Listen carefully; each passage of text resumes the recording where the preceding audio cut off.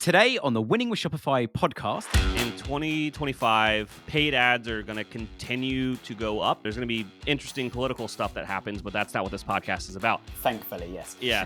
I need to do some sums. How much is it going to cost me? What impacts are going to have? If your business is doing like $1 million to $10 million a year and someone's trying to sell you like a fully custom Shopify theme, tell them to kick rocks. You don't need it. And we're like, what the hell have you done? And I was like, what kind of power trip are you on here? If you think you're going to fix your business for less than $1,000, you are listening to the wrong podcast.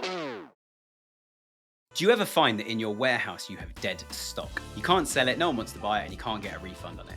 Or alternatively, you're missing inventory in your warehouse that you need. You've got sales coming in and you're low on stock and you haven't ordered more stock in time. All these things hit profit, and I've been there. I've run my own Shopify store and had exactly that problem. But we've partnered it up with Inventory Planner, who have the most incredible app to help you manage that and forecast exactly what products, what SKUs, even down to what color of product you need to order in advance to make sure stock levels remain consistent throughout. They're also running a 7-day boot camp. And if you want to go and sign up to that, it's 7 emails over 7 days. And it takes the same amount of time as your morning coffee. And in 7 days, like me, you can become an inventory management pro. Both links are in the description. Enjoy. Chase, welcome to the show. How are you? I'm good, Nick. We have been chatting now for 15 minutes and forgot to press record. We've been having a great time. Yeah, good. Well, anyway, welcome to the show. And if anyone wants to hear Chase and I talk more than just this episode or hear more from Chase, before I ask you what you do and everything else, tell us about your podcast, because I would have been on it yesterday when this episode goes out in January. So yeah, tell us about your podcast. Yeah. So I am the host of the Honest Ecommerce podcast. I think we're top 5% in the US. We put out an episode every week, and then we do bonus episodes about every other week. And that's what I nick on a bonus episode that when this airs, it would have been yesterday when it came out. So go Google Honest Ecommerce or search for it on whatever podcast app that you like. It'll pop up. It's blue. It's got a picture of me. There's a cool logo. So subscribe to that for sure. But the main feed, I'm interviewing brands, usually telling their founder's story. I've had a lot of really interesting, like I've had Smile Direct Club on the show before, Butcher Box, Hexclad. So it's really cool to hear how people built these, awesome brands, but also have some super niche brands on. And I really love getting into the weeds on that stuff, learning, just going from 0 to 1, I think is the hardest thing for a lot of brands. Is like, how do you get those first customers beyond the, your friends and family? So I'm always asking that question. And then I have super smart people like Nick on for bonus episodes talking about, I believe we talked about what was going to go on in 2025. We're going to kind of revisit that conversation here today, I believe. But all sorts of fun stuff. So check that out. Yeah, and I think excitingly, like all good organized humans, Chase and I are recording this well in advance, so it's at least a month before it goes out.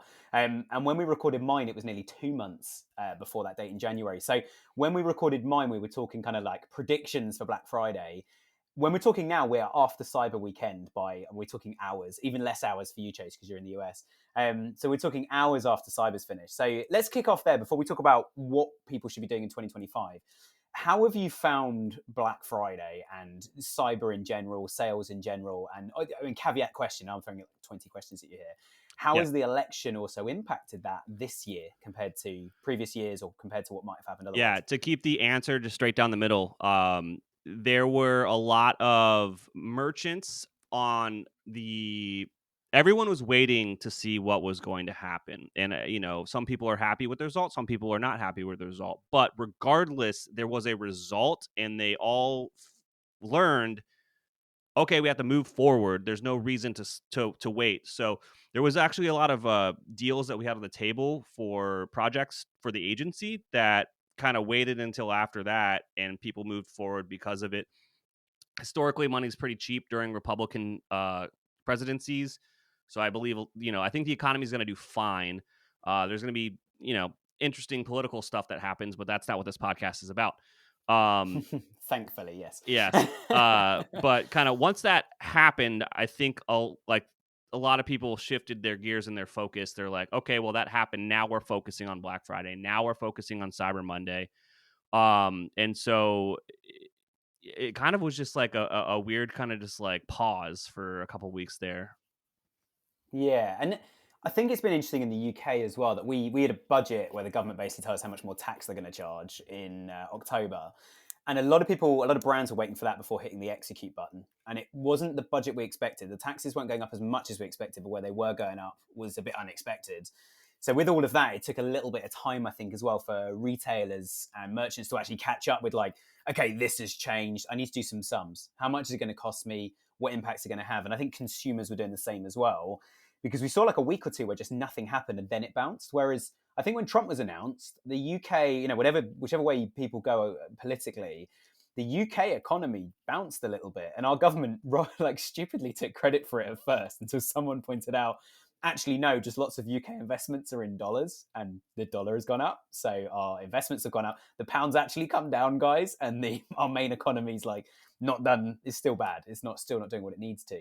But there is that little jump. And how has that gone on to affect things? Like, is it business as usual now? Has it been higher? Has it been lower? What are you seeing for some of the merchants and I should have got you to explain what you do. Chase runs an agency, everyone.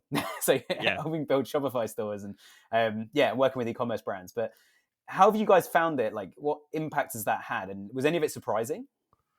I think that sales, are we talking about like winning, like our agency winning deals with clients, or our clients' success selling their products to their customers on their stores? I think both. I'd love to hear kind of how each, because one does create the other, doesn't it? Like customers buy stuff, then they have money. Yeah, and spend it with if people they have an influx of customers, then they want to reinvest that money in a partner that can help them, see an ROI from that investment. I think that Black Friday is still, I haven't got the numbers back, and this, this is Giving Tuesday when we're recording this, so there hasn't been like Shopify hasn't even announced like what they did as far as global sales, which they do every year. But the trend I think it's probably gonna beat last year just because everything's more expensive, but I don't think it's gonna be like by a crazy amount. A lot of brands that I talk to, they're on par with maybe what they were doing during the pandemic high. So like it isn't like, I don't think anyone is doing anything super crazy. But on like the partner side of things, I don't know if this is the credit from the economy or if I'm just better at, like, we spent a lot of time as an agency this year focusing on increasing our ability to bring new business into the fold, aka just like get more intro calls with brands for myself to talk to them. And so we are extremely busy, and conversations are moving along, at a decent clip. But on the flip side of that, like we have more interesting ways to work with brands and things to offer at, kind of different tiers of commitment or price points, I guess it would be a better way to describe that. So like we're making it easier for people to work with us to get a good result, while obviously we're still a premium service. I should maybe point that out. Like we're not the cheapest in the room, but we are extremely good. Almost 9 years in the game, Shopify Plus partners, just building awesome websites, migrating people to websites, running CRO for some awesome brands. Been getting into landing pages. That was like a super successful thing we just did. So during Black Friday, Cyber Monday, we had a client reach out a few weeks before, and they're like, can we like sign and get a new landing page for this flagship product done and launched before Black Friday, Cyber Monday? And we did it, and it worked so well. Like the week of, like, because they started their Black Friday sale before Friday, obviously everyone does that. And we had to like teach them how to like clone it and build it for a different product, because they like under ordered, and they're like, we're going to sell out of this product before we even hit Friday. So that was fun to see that like our help with that kind of collaboration actually like really kicked butt for them. Yeah. Nice. And I think really good answer. Like we've certainly seen that there's more nervousness around brands to like invest money. And I think I even had a brand recently that basically came to us and said, look, we don't want to work with you guys, not because you're not good, but because actually we just want independent advice and you look like a good body to give it to us. Can you help us find like a whole new suite of agencies? And it was really interesting sitting A, on the other side of the table, but B, explaining to this brand that actually you seem to be like sitting there completely, tight-lipped, unemotive, listening to all these pitches. And I basically went back to him after like 3 or 4 pitches and said, look, I think the biggest issue you guys have got is you don't engage at all. You're just waiting for someone to come up with the answer, and you want the answer before you sign the contract, which you're not going to get. So by keeping your cards so close to your chest, you're not building any sort of relationships with anyone. So if you chose any of these, you've got no working relationship with them. They don't know how you operate, and they're walking into a blind situation. They might even turn around and say, actually, we need to get to know you a bit first, like before we start working with you.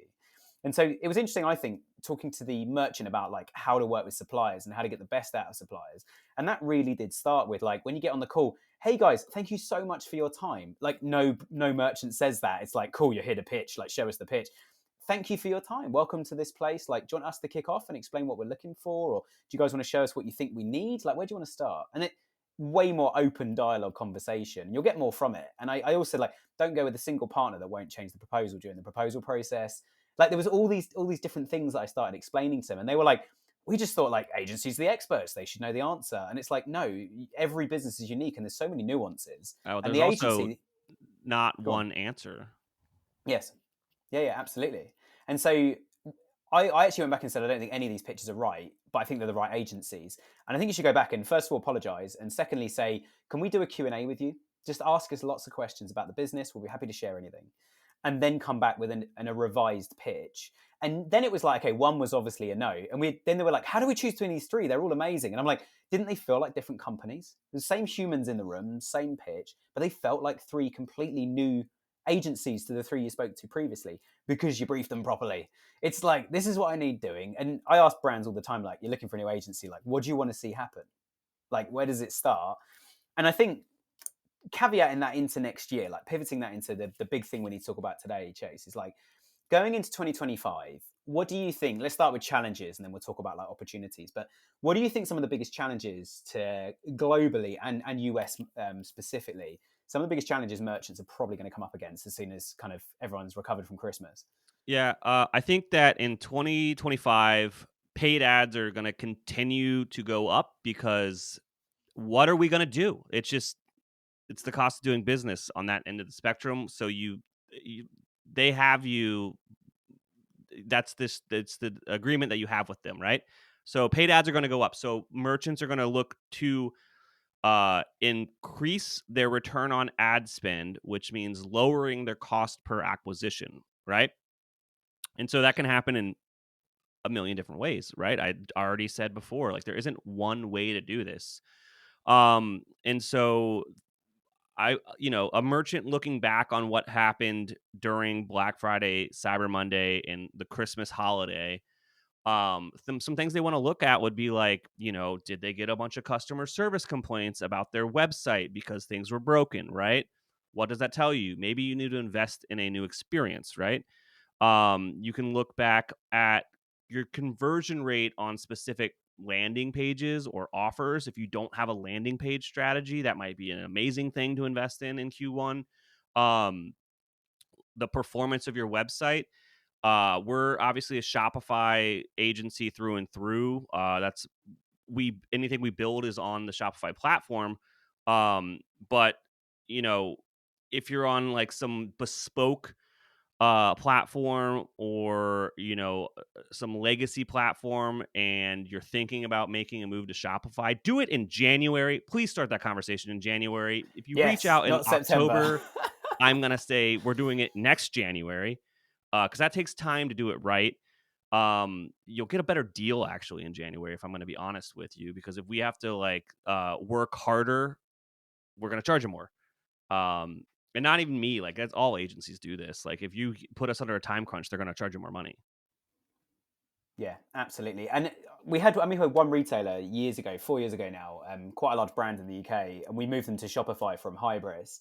And the original launch date was like 1st of September. Then as soon as it moved to like 20th of September, 3 or 4 of us agencies were like, don't do this. Let's just hold fire. We'll optimize the site more between now and January, but don't risk it. Like COVID had just hit. We're having record numbers happening online. Revenue was up massively. Like everyone was celebrating. And I was like, your conversion rate is going to drop when you launch the new site because we've never seen a customer on it. So we don't know what's good and bad about it. And that's going to take some time to fix. So do it in January. And I completely agree with that. We kind of internally it's it's Halloween is our like drop dead date on launches. It's like if we can't get this thing live by Halloween, we're not That interested feels in. late. I'll be honest. We're mid-September is like you can do it if you want, but now it's like you can forget all organic through Christmas, and Yeah. paid is going to drop an ROI. You can mask it because you're getting the additional volumes over Christmas, but yeah, it's not going to be as good as last year. Yeah. Well, that's why we did that landing page project, is because they knew they needed a new store, because their store was like an old Shopify theme. It wasn't even the Shopify 2.0 theme. So there's a bunch of stuff that needed to be fixed, but they knew they couldn't get it done in time to make sure the site was like QA'd and all that.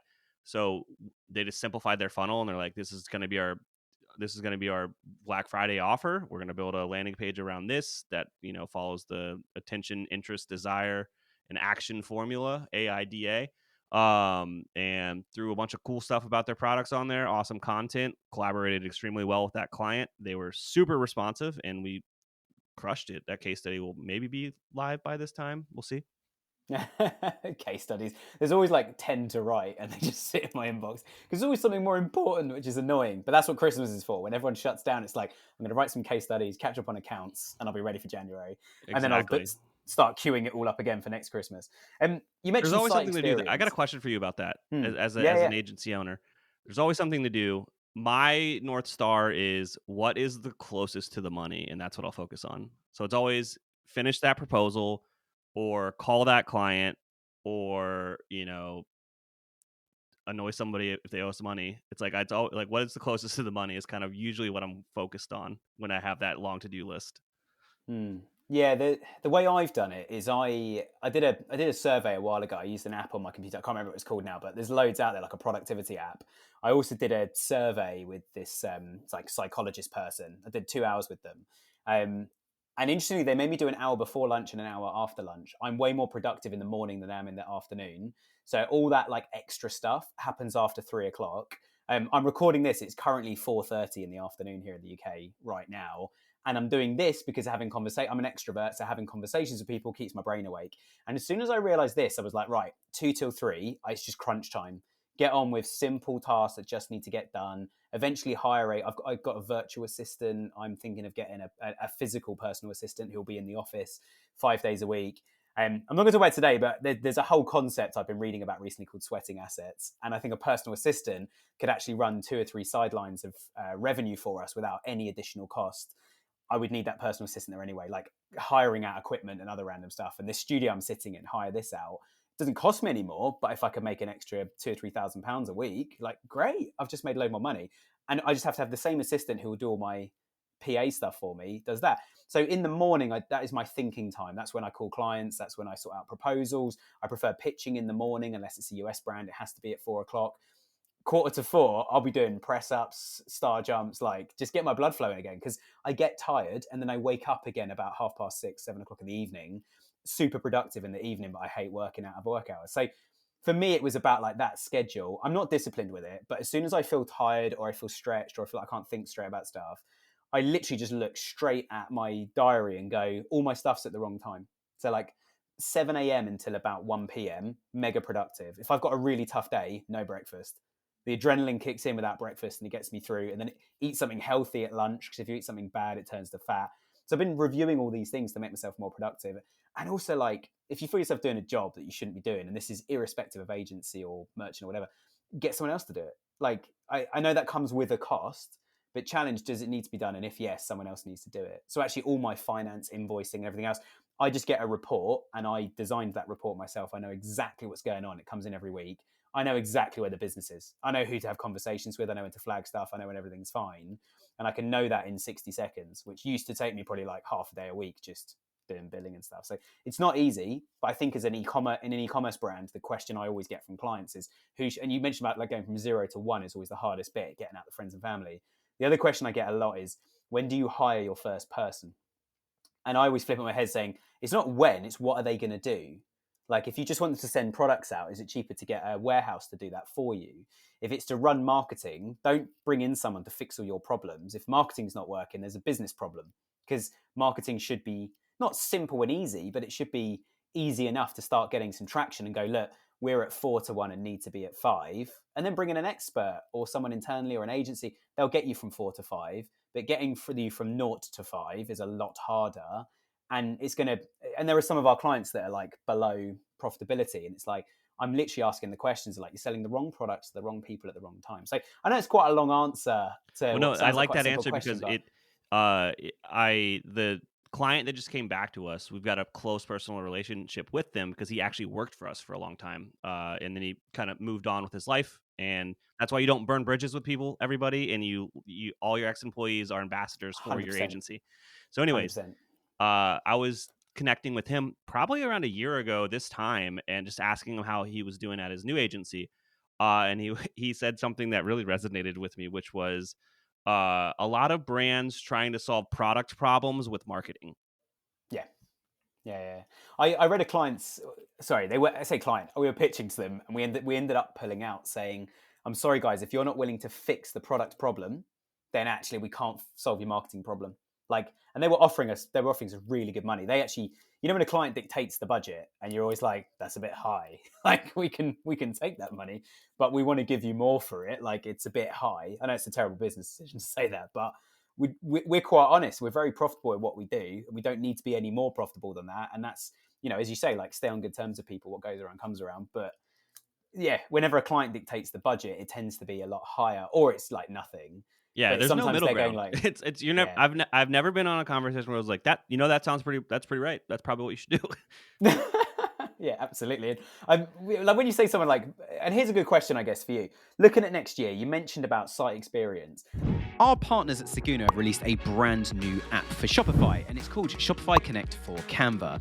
You can essentially look at all of your product images from Shopify directly in Canva and export them straight back. This can save you a lot of time. If you want to find out a bit more about this or go and find the app yourself, you can go to seguno.com/Canva. Enjoy. If someone's sitting there going, look, my product is good, and I've done that bit. We've done product testing. We've got good reviews. It's the user experience. We're not getting across the USPs of the product, the messaging of the product. It is the marketing bit. And I know it's going to be a piece of string question. How do you come up with a budget? How do you decide how much to spend with someone like yourself, or even internally in time to actually fix that design problem at risk of the owner? And you'll be guilty of this, Chase. I know you will. And I'm guilty of this. You log into your own website and go, I like red. Let's put red in. And like you just start changing stuff without really looking at the data. It drags time. Like, how do you come up with a budget to fix that thing? Absolutely. It's a hard question, and giving like hard and fast numbers is going to be a lot more difficult. But I can give you some some projects that kind of make a little bit more sense, right? So like and some ranges. I would say if you think you're gonna fix your business for less than $1,000, you are listening to the wrong podcast. You got to understand that an expert's time is worth a lot of money. While there's the world economy and the dollar exchanges for X somewhere else, you still at the end of the day are kind of gonna get what you pay for. Is always a rule of thumb. So if you're expecting an outsized result from an investment that you're willing to make, like you need to have a conversation with yourself before you even go down this rabbit hole. So there's like the first thing. But now let's talk realistically about businesses and their margins and profitability and stuff like that. Like you don't have $50,000, but you need to spend that to like get the result you want. So maybe you take it a step back, and that I just keep talking about this project that we did with Ryan's brand because it's a great example. Like they know they need to redesign their website, but they don't have the time. They actually had the budget, but they didn't have the time to get it done. And so instead, we just said, all right, we're going to streamline the UX here and just focus on the flagship offer, 80-20 rule here. Their flagship offer was their holiday bundle. And they just change the name of it all the time. It's like, this is the Father's Day's bundle. It's the same bundle, right? And so they just streamlined their funnel to where all of their top of the funnel ads pointed at this landing page now. The landing page talked to, the problems that the customer could potentially have, the solution, and the value proposition of it resonated. They knew this offer worked, right? And so the UX of that landing page is great because we designed it from scratch and we weren't limited by what the theme, like what we could do with the theme. Well, now the caveat there is like that investment isn't going to transfer over to their new website when we get to it in the spring. because they're on an old bad Shopify theme, right? But like if you need a stopgap solution, you could think about a landing page strategy for your flagship product or offer. And I'd say you can get away with something with that around like $5,000 to $15,000 is like an honest answer in USD. Like it also depends on how many pages are you building, like how much how custom does it need to be, all sorts of stuff, right? And here's like another caveat: beautiful design doesn't matter as much as great copy. Like that's and like if you have a vetted like offer already that works, like you can see some awesome results here. Now, if you have a bit more budget than that, you can probably start getting to the range of getting your site redesigned by an expert. And here's the thing: people that DIY these things, they just buy an off-the-shelf. And I'm even recommending at this price point, just get an off-the-shelf theme. You don't need a custom theme. I know I just said we did a custom landing page design, but that's like a different thing. That's one page. You're not talking about components that need to modulate throughout an entire site and like solve for all this dumb edge case stuff. Like that's QA and it's annoying. It's custom. But you can use an off-the-shelf theme and get someone that understands UX from an e-commerce perspective. There's so many times that we talk with brands that hire a designer with no extra special stuff to their name to design their website. And you get in there and you start to point out the unshoppability of the decisions made by that designer. Which, yeah, it looks great, but it's ruining your conversion rate. So hire someone that designs specifically e-commerce for a living, and their portfolio is e-commerce brands. You need to hire the best person you can afford for the job that you need done. And if they haven't done that job before, do not waste your money. Why are you going to educate somebody on your own dime? That's something that we see all the time. And it's unfortunately not cheaper for an agency or an expert to come in and fix a problem created by somebody else, because they still have to start from the beginning of their process to do it the right way to give you the result that they say they can do. So, hire someone that knows what they're doing to help you design it out. But I mean, if your business is, doing like $1 million to $10 million a year and someone's trying to sell you like a fully custom Shopify theme, tell them to kick rocks. You don't need it. And then obviously, like, some of the site can be custom, like it can be like a hybrid approach. Like when we're talking about a more specific UX experience for a brand, these are more mature brands. They need certain things, even luxury brands or brands that need like some functionality of the website to properly display their product and or offers, right? Like it's going to be like, okay, this part of it we're going to spend some more time on and jazz this up, tailor this up, make this really cool. But the rest of the components of the website are going to be kind of what the theme has out of the box, because this has been QA'd over tens, hundreds, thousands of stores at this point. And it's going to save everyone some headache down the line. But if you buy a custom theme from an agency, what is in the design is what you're getting. And if it's not in the design or you want to add something later, you're going to have to pay for it at the end of the day, right? And so by using an off-the-shelf theme for most of the components of your website, like there's a lot more flexibility to the merchant. And so it's a better ROI for you, because you're getting more than what you think you're paying for at the end of the day. And it allows you to kind of grow. And also, like, say we build you a website, right? And then you move on from us and go work with somebody else. Like using a theme that is like, tested in the ecosystem, anybody can help you with that theme. But if you have a proprietary custom solution from an agency, some really mean agencies won't give you access to the repository or uncompressed files to where you can't make changes for the new team. But also, they're not familiar with how it's structured out of the box, so it's harder for them to customize it for you. Like, that's just something to keep. I just started rambling, Nick. Where do you want me to follow up? No, I think it's good. I'm taking loads of notes. I agree with 99% of what you just said, maybe 100. I love that example of bundling. It's the same bundle with a different title on it. It reminded me that we used to have this client where they had a sale every day and it ended at midnight every day. And their return customer rate was 0, which was fantastic. Everyone just bought on their first visit. It was like, wow, there's a 40% off sale. I'm just going to buy it now. And what's even more hilarious is they were wholesaling to all their competitors and had set a really tight RRP and used different photography on their own website. So you had no way of knowing it was the same product. But people were comparing apples with apples and going, same apple, it's cheaper over here, it's 40% off, and it ends at midnight. Honey, we should buy it now. Like, we should buy it. Get your credit card, let's buy this thing now. And I think I hear what you're saying about two agencies offering the same thing, offering the same design services, one doing well, one not.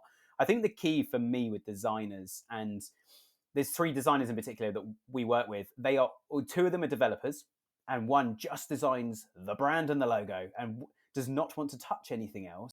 That's a good caveat there too. Even if the designer does e-commerce branding is a different skill set than UX and customer journey. Yeah. It's a good thing to kind of lay out. And it's even with development teams, it's like a catch-all development team, master, jack of all trades, master of none type scenario. They won't understand the nuances of Shopify, the dumb decisions that they made, so you have to do things a certain way. Yeah, and we come with our SEO page speed tools, and we're like, what the hell have you done? Like, it looks okay, not great. It looks okay, Big's better, but like, it takes 5 minutes for a page to load. We did a really interesting exercise with a client recently. He said, oh, do you know any good web agencies? And we said, yeah, we know loads, but you don't know what you're doing unless you let us do our bit first. So we charged them, and I happily say this, we charged them about £15,000. So it was not cheap. We didn't design anything, we didn't build anything. We told them all the stuff that they didn't know, and every single item started with data. People are trying to click this, it's not clickable. People are rage clicking over here. When people see this on a page, we have a 100% website exit rate. When they see this, they see it's pre-order, or they see the price or something. So we're driving the wrong people in. The website doesn't look luxury, but the products are expensive. And we use data for all of that and charged them 15 grand. And then they built a whole new store for 15 grand because we gave a designer developer, a freelance person, £15,000 on top. They're 30 in total. I said, give us half. There's a bit of a punt. I said, look, if this doesn't work, I won't charge you, but we'll try it. And it's worked so well. I've got 3 more proposals going out of my inbox, 2 yesterday and 1 today, for exactly the same thing. £15,000. We will tell you everything. We will write your website brief. Because then what happens is, and you guys probably do this yourselves, but so many agencies don't do it. We're giving them a brief of going, look, people try and click on this and they can't. A designer goes, I'm a designer and I can develop the site as well. So I know what I can develop, what's possible, and I'm going to design a solution to that problem. Because if they're trying to click on the image to make it bigger and it doesn't click, then we know what that is. Or if they see something on the site that says pre-order and they all jump off the site, I'm going to design either a few options for the client. One that still says pre-order, but with some sort of countdown. Pre-order arrives in a week. Or we'll just say it's in stock, 1 week delivery. Or it takes a week for us to prepare this product for you because you're spending £5,000 on a new sofa or something. So actually, the week wait is a positive, not a negative. We go hard on like, what's the data and what's the psychology and the kind of psychic marketing side of like, what do we need to say to someone to convince them we're a really good option for this thing? Right the way down to them, we even went back to the client and said, your photography is the same as 4 other websites, same products, and you don't have any USPs against them. So let's just make our site look super premium and put our prices up. Now it is a different product. It is a different proposition to customers. And some people will listen to this and go, you're just charging more for the same stuff. We are, but we offer a 10-year guarantee instead of 1. And we've added it comes with a free insurance with it as well. So we've actually spent your extra money on USPs that we realized were really important to the customers and not available on other sites. You spill a coffee on that sofa in 8 years' time, you get that cushion cover replaced for free on the insurer. It doesn't cost the retailer anything.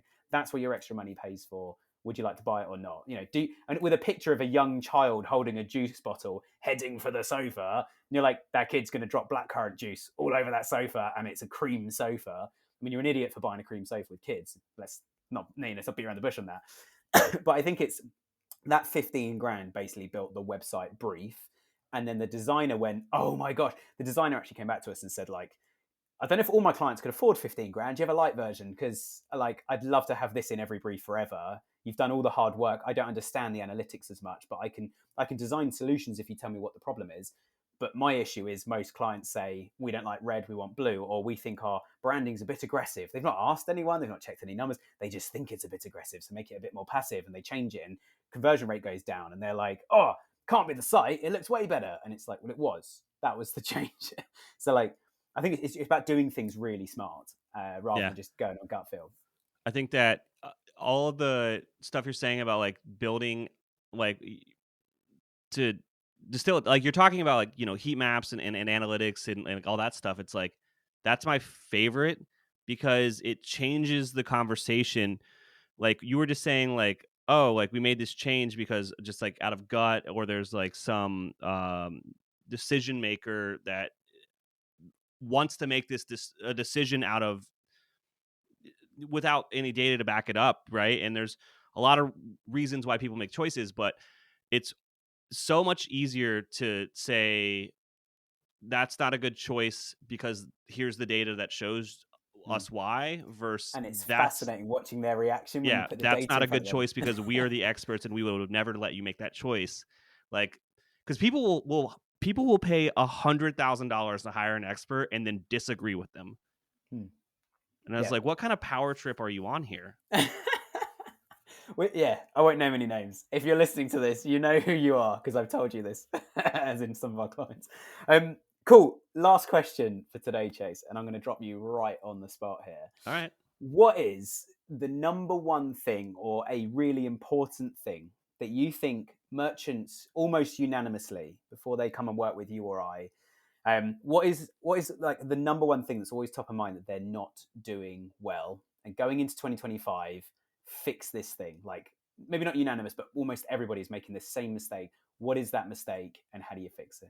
Oh, dude. All right. So you kind of the reason this is top of mind is because you kind of mentioned it, but we didn't go into it, which is like policies, guarantees, and warranties, dude. In making that proposition, like, all right, Nick is selling a widget, right? And his widget is $10. I'm selling that same widget. It's also $10, but it has a money back guarantee if it doesn't solve your problem. Which of us are you buying the widget from? That is like the simplest way to describe this. And it's like, we come in and they're asking us like, how do we increase our conversion rate? It's like, well, all of your customers have questions and you're not talking about how like a question's about the product, and is it sometimes it's like shipping time, right? Or sometimes it's like, is this made in America, is sometimes an important thing to a certain buyer. What is the return policy? What is the warranty on this thing, right? And a lot of merchants don't think too hard about that offer, right? And it's like, you got a t-shirt company. What's the difference between your t-shirt and another t-shirt? Let's be real. The colors on the Literally shirt. having this conversation with a client tomorrow morning, and it's the third round of this conversation. So yeah. Experiment with the offer. You can split test this in on the product page under the add to cart button, right? So you're just one of 1 million t-shirt brands out there. And I don't say that meanly. I'm just saying this is a real thing. What is the difference between your t-shirt and someone else's t-shirt other than the graphic on the shirt, the cut of the hem, etc., whatever? It's a t-shirt. Now, goes well under a jumper, and now you can't even see the t-shirt. Yeah. So why would I buy it? But if you go like 30 days, no questions asked, 100% refund under that add to cart button, I'm just making that up. Do whatever you want, but try something versus something else. Versus what if you don't even have a policy? People like, you can see this all the time. People will search for policy in your search terms or warranties or returns. And if you don't have this stuff laid out, like they are going to go somewhere else where they believe the value is better. And it's the merchant's perception of value. It's not your perception of value, to be honest. We actually did this with an insurance company only like 2 or 3 weeks ago at the point of recording this. We said like, all right, so you insure boats and cars and houses and stuff. What percentage of claims do you pay? And they were like, oh, we're amazing. And just went off on one about how great they are. And they said like, but 60% of their claims they get, just send us a picture, we'll pay out same day. We'll even do a batch transfer, so it's in your account that day. If you send us a picture, I was like, why isn't that on the website. Hold on, Nick. Was that on the website anywhere? Absolutely not. Of course it wasn't. It is now. It's the main call to action. It's like when you go through, it's like, why buy from us? It's like, hey, we insure this, and then instead of going on about that thing and the policy and the clicks and crosses, it's the thing that matters. Why do you buy insurance? To get your money back. Exactly. Your item's safe. 60% of claims are paid same day. Another 30% are paid same week, and 10% are investigated because they have to be, because we need to know how much to give you in the claim. So we're now we're pro claim. We're pro you claiming as far as marketing is concerned. And then they've got another offering where they worked out that I think it was 95% of the people that got insurance from them I'm making this number up, but it cost less than £50. So I said, just make your insurance cost £50. Just say you just tell us the information about the item and then you pay us £50 and it's insured. No more long forms. No one phoning you up. No, our underwriters. No one even knows what an underwriter is, right?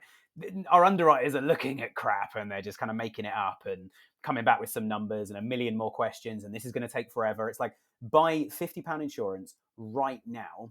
And they said the 5% that cost more than £50, the most expensive was 70.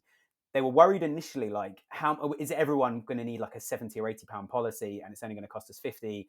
So we make no markup on the policy. We just lose our money. It's like, lose money on 5% or break even on 5% and make profit on 95%. You've actually increased your price because you've made it so easy. So and that's the way you innovate the model. And you innovate it to make it convenient to customers. I love the money back guarantee. I think it's an excellent idea. And I think anyone listening, I'm hoping you guys are looking at your website going, what could we guarantee? Could we do a money back?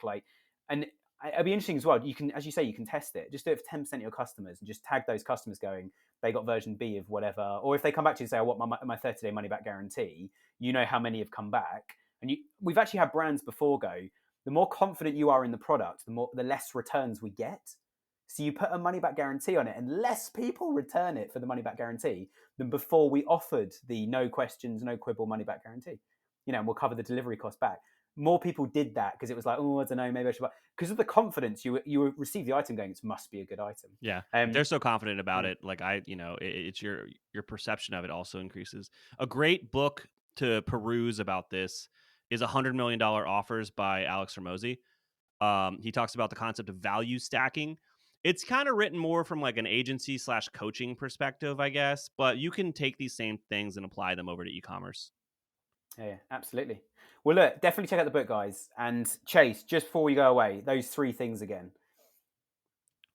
What 3 things?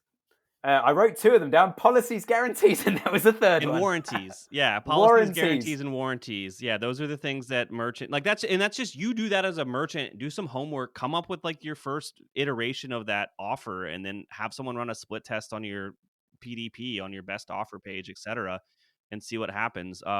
Another thing is, if you're a merchant and you're not on Shopify and you understand that your platform is taking money out of your pocket, please hit me up. We are Shopify migration experts. That's my biggest plug of the day. Amazing. And if you phone Chase will phone me because, we do a hell of a lot of migrations. Stop people losing their SEO. But Chase and the gang, they're absolutely amazing at this, guys. So do reach out to them. Chase, thank you so much for your time. Appreciate you coming on. And if you haven't already, guys, check out yesterday's episode. But appreciate your time. Thank you so much. Oh, this was an absolute blast, Nick. We'll do it again in a couple months. We'll see what people want. Yeah, we'll see what people say. Drop us an email if you want another one of these. And if you want us to do a gassing chat instead where we just chat about random topics, you guys can suggest the topics. But let us know. We'll release a midweeker or something like that. But thank you so much for tuning in, everyone. Hit the subscribe button if you haven't already. We'll see you again next week. Thanks again for tuning in. Do you ever find that in your warehouse you have dead stock? You can't sell it, no one wants to buy it, and you can't get a refund on it. Or alternatively, you're missing inventory in your warehouse that you need. You've got sales coming in and you're low on stock and you haven't ordered more stock in time. All these things hit profit, and I've been there. I've run my own Shopify store and had exactly that problem. But we've partnered it up with Inventory Planner, who have the most incredible app to help you manage that and forecast exactly what products, what SKUs, even down to what color of product you need to order in advance to make sure stock levels remain consistent throughout. They're also running a 7-day boot camp. And if you want to go and sign up to that, it's 7 emails over 7 days. And it takes the same amount of time as your morning coffee. And in 7 days, like me, you can become an inventory management pro. Both links are in the description. Enjoy.